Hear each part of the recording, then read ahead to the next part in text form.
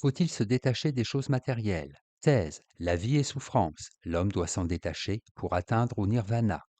Antithèse. Le bouddhisme est une philosophie ascétique qui nie les désirs et la vie. Thèse.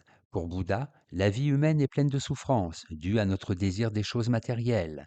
L'homme doit donc se détacher du monde matériel pour atteindre le nirvana et délivrer ainsi son âme du cycle des réincarnations. Premier argument, la vie est douleur. Pour Bouddha, toute la vie terrestre est pleine de douleurs. On vieillit, le corps se dégrade, on perd des êtres aimés, la maladie et les peines nous accablent, on est obligé de supporter des gens et des choses que l'on déteste. Cette souffrance permanente est due aux passions qui nous attachent aux biens matériels et qui nous font dépendre de nos désirs et de nos besoins. Deuxième argument, le monde est une illusion. Les sens et les sentiments nous trompent. Tout le monde sensible n'est qu'une illusion. Pour mettre un terme à cette illusion et à cette souffrance qui l'accompagne, l'homme doit renoncer à son attachement aux choses matérielles.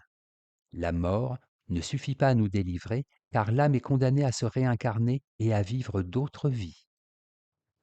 Ces vies peuvent être plus ou moins heureuses selon que le karma de l'individu, la somme de ses actes et de ses pensées, est plus ou moins bon. Troisième argument, il faut atteindre le nirvana. Le but de l'existence, selon Bouddha, est d'arrêter le cycle des réincarnations et de mettre fin à l'errance de l'âme. On y parvient par la méditation, l'ascèse, le renoncement aux biens terrestres, la soumission de la matière et du corps à l'esprit. Aussi peut-on arriver au nirvana, c'est-à-dire l'illumination ou l'éveil, qui désigne la béatitude suprême, la délivrance et la fusion avec le cosmos. En bref, l'attachement aux choses matérielles est cause de notre souffrance. Il faut s'en détacher pour atteindre le nirvana et échapper au cycle des réincarnations. Antithèse. Comme tout ascétisme, le bouddhisme est une doctrine qui nie le corps, le plaisir et la vie. Il est excessif de considérer que dans la vie terrestre, les souffrances prédominent. Ce qui est illusoire, c'est de vouloir se détacher de ses désirs. Premier argument, le bouddhisme nie le corps. Le bouddhisme est une doctrine ascétique qui nie le corps et le plaisir. On peut lui faire la même critique que Nietzsche adresse à la morale chrétienne. C'est une morale de faibles, de gens qui ne savent pas jouir de la vie et qui doivent inventer un autre monde pour pouvoir calomnier celui-ci et le salir. La plénitude s'obtient au contraire par la pleine satisfaction des instincts. Deuxième argument, on ne peut se détacher des autres.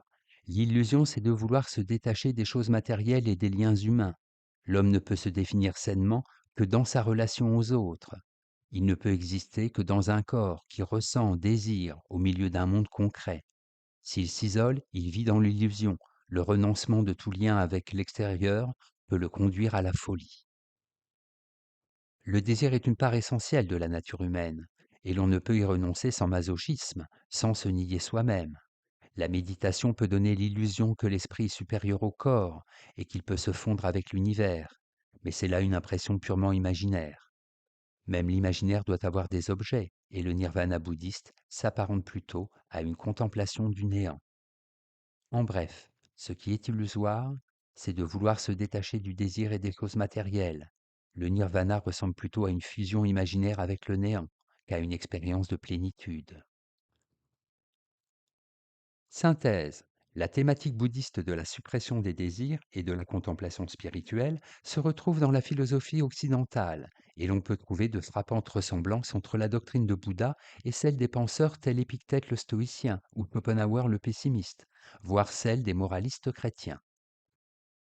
En fait, les philosophes occidentaux qui prônent la célébration du corps et du désir et l'attachement aux choses matérielles sont une forte minorité. Tout est bien entendu à ce propos question de modération. Un ascétisme qui appliquerait une mortification du corps, le renoncement à tout lien affectif et la passivité absolue est peu souhaitable.